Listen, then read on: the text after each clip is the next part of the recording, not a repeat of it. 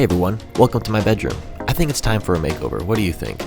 Well, here's the design that we're going to be going for. It's going to be a custom floating bed, custom side tables, as well as some new electrical and a headboard. I think we accomplish it in the end, but stay tuned to see a time lapse of the whole process.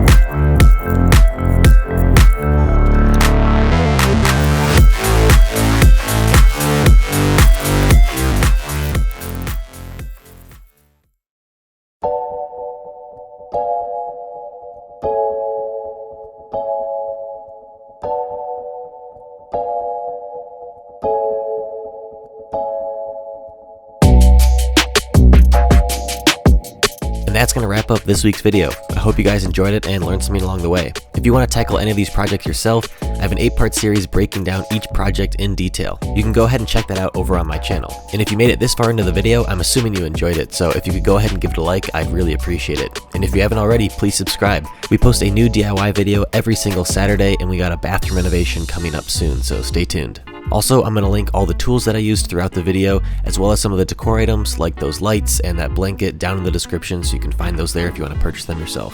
And as always, thanks for watching and happy building. See you next week.